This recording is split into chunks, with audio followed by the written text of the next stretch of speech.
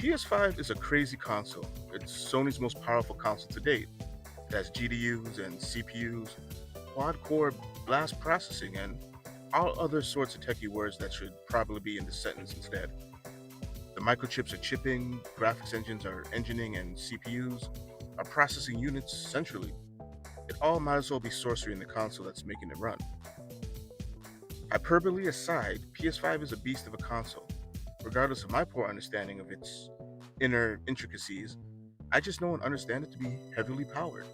And with all that power on offer, I will admit, and I'm sure there are gamers who would agree with me in that we fully and wholeheartedly underutilize the PS5's power.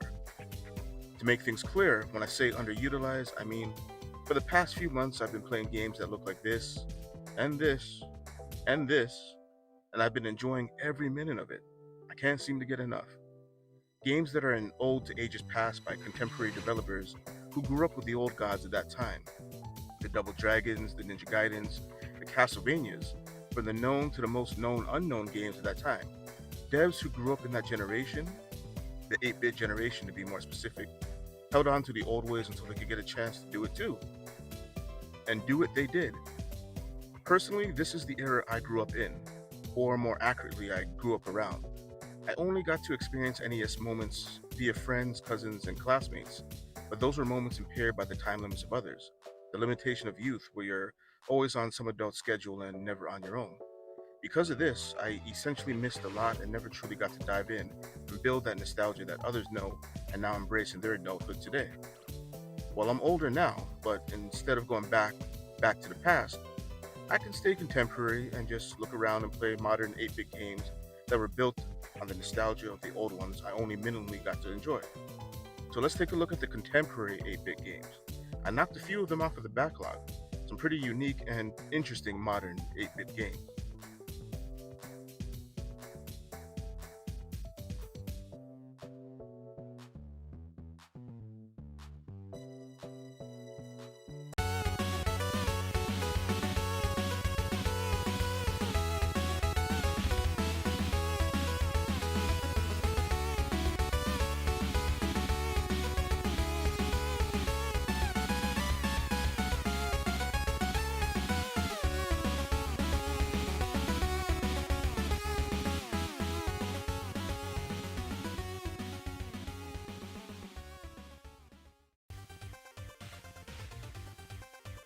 Prison City is as 8-bit as it gets. Many people have mistaken this game for Shatterhand and or Power Blade on the NES, and rightfully so. The homage and inspirations are strong with this one. Not just the NES games from years past, but also a few nods are thrown to the opuses of John Carpenter. The initiated will know from first glance that our main character, Pal Bruiser, is the we had that at home dollar store version of Snake Plissken. Even the name Hal Bruiser is such an odd but precise and most likely historically accurate name for an 80s action hero. Not only that, but it also sounds like the name comes pre-packaged with a free mullet and a room temperature six-pack. I do like the fact that the character design for Hal went for more grizzled than chiseled, less than aesthetically pleasing look. He's no pretty boy. He just looks like an aged third grader who's seen some things. Now the story of course is swathed in 80s action accoutrement.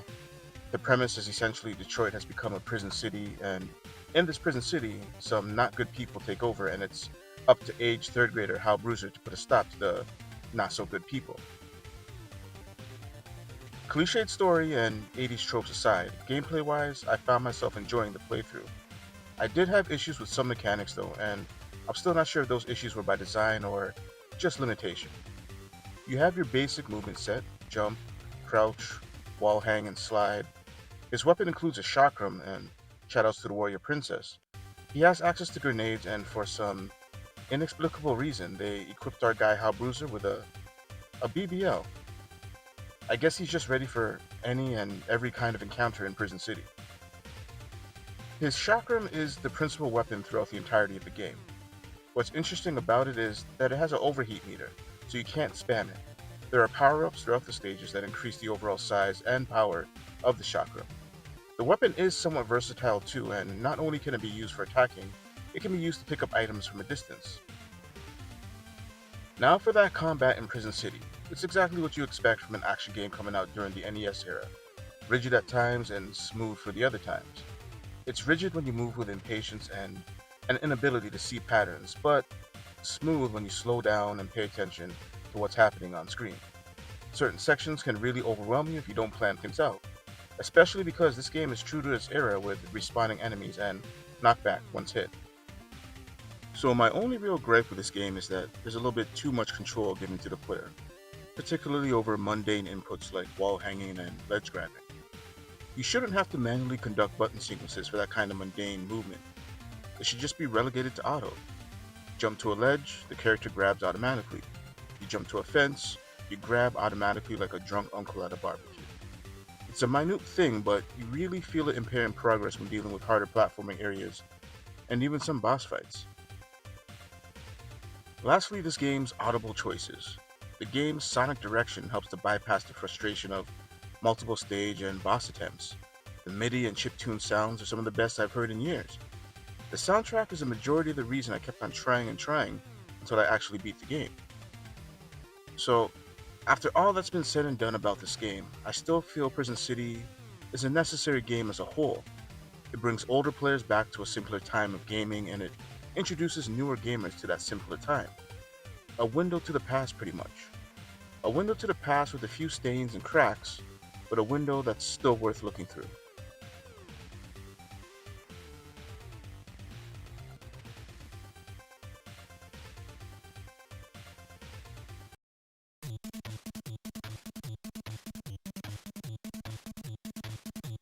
Jay and Silent Bob Mall Brawl.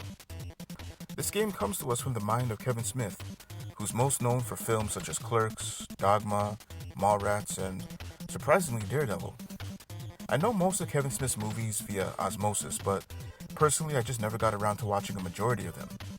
What drew me to Mall Brawl was not the weight of Kevin Smith's name or renown, it's the game itself. It really could have been anyone behind the game, even Ollie G. The 8-bit beat-em-up aesthetic, akin to Double Dragon, is what grabbed my attention. Now, starting up Mall Brawl, you can instantly tell everything is heavily inspired and borrowed from NES-era Double Dragon and Famicom's Kuniketsu series. It seems like the Double Dragon assets were either borrowed, stolen, or just rented and then obviously swabbed with the Clerks and Mallrats universal paintbrush. Like the game's title suggests, you're brawling in a mall. Now, take into account the game's design limitation and you're brawling no more than 2 enemies at a time on screen, which really just ends up feeling like a concentrated scuffle than an actual brawl. It does seem odd that even with modern games leaning towards the retro 8-bit look, but still having the power of today's technology to create those looks, Mall Brawl feels like everything was created on Windows 3.1 or lower. And that is the actual case. I came to find out later on that it was designed to work specifically on the NES hardware. It just seems like an overly strong homage to that era. It's like having a rotary phone in your apartment for a retro look, but then actually using it to make and receive calls while enduring the limitations that comes with such dated tech. I guess it just seems unnecessary to me. So despite looks and creative power, or lack thereof in this case, the focus is on the gameplay. The word brawl is in the title, but brawling or button mashing will not get you anywhere. The game even tells you that in its many hints and tips, witnessed during its many game over screens. So even though it's really just 2 enemies on the screen at a time, you have to approach each encounter methodically. You can't mash away at the button because 1, your characters will commit to each of those inputs until finished or interrupted by an enemy attack, and 2, stubby ass limbs. Combine those 2 together and you'll lose, over and over again. It's so easy for the enemies to just overwhelm you if you don't think things through. Understanding and utilizing proper spacing and enemy placement is godlike in this game. The majority of encounters will find yourself just walking around in circles until the enemies line up perfectly in order for you to take them out. Rinse and repeat, and that is a majority of the encounters. There's a few Castlevania-style flea enemies in the game that can only be taken out with jump attacks, but they're spread few and far between, but remain annoying and frustrating every time they're encountered. Also, for some reason, there's a randomly inserted ode to Battletoads Turbo Tunnel. It's just thrown in for shits and giggles, I guess. The obstacles are different, but the frustration's definitely the same.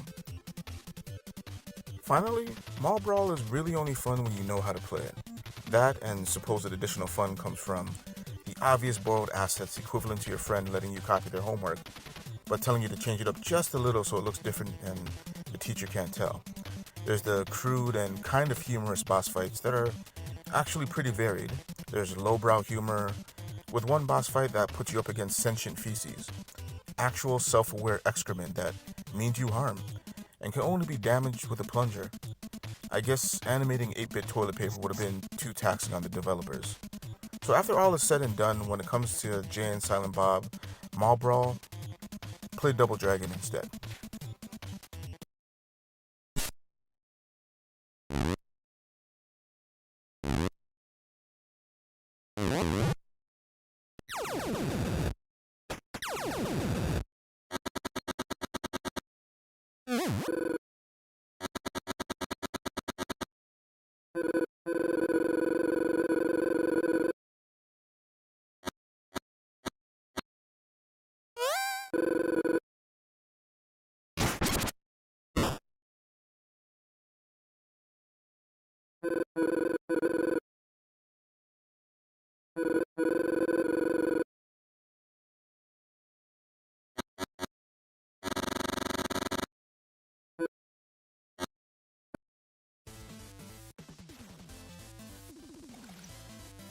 It's all about Bat Boy, a boy with a bat hitting enemies, hitting projectiles back at enemies, and hitting enemies into other enemies, as well as other physics defying spectacles that goes way beyond the scope of what an actual Bat Boy can and should do.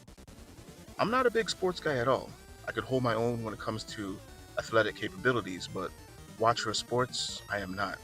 Regardless of my indifference to live or previously recorded sporting events, when I saw the trailer for Bat Boy, I knew this game was for me. The team over at X Plus Company really knew how to take the sport of baseball, well, at least one side of it, and really stretch it into a full game. You play as Ryosuke, the titular Bat Boy. Your friends, who are other sports club enthusiasts, are kidnapped, brainwashed, and turned against you. But through the power of friendship and also knocking some sense into each of those friendships is how the game's storytelling progresses. There are 12 main stages, with each stage ending in a boss fight. Each boss is a close friend of Ryosuke, regardless of how many times he hits them with his bat. So once a boss is beaten through the power of aggressive friendship and violence, they'll teach you a move that is derived from their sport of choice. The majority of the skills learned are geared towards making platforming progression easier. And of course, it wouldn't be true to games of the era past if this newly acquired skill weren't a finite resource. For the most part, I Leroy Jenkins my way through most of the game, surviving with only 3 hit points and 3 stamina points. 3 was definitely not enough to get through the later stages. Getting through the later stages with only 3 health and 3 stamina would demand too much perfection and mastery. I will admit that the controls are tight enough and very responsive to where the game rarely seemed unfair. So it is possible that playing with mastery and perfection may not be such an unachievable stretch.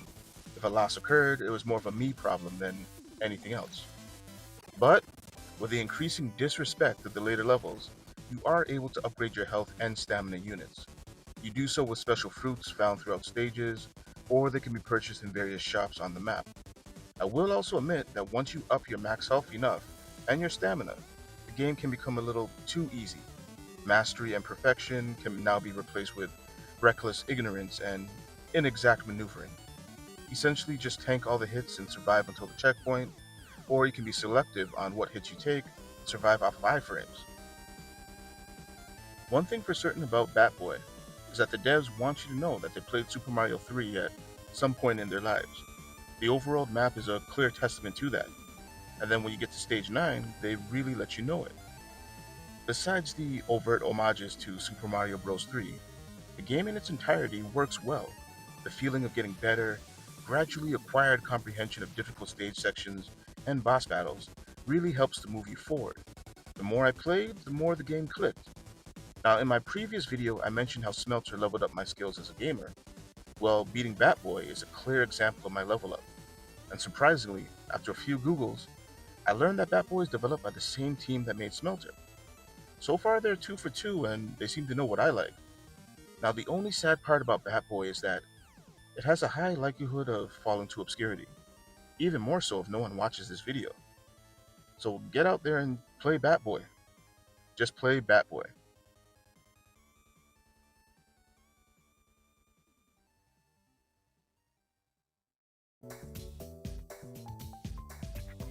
So that's that.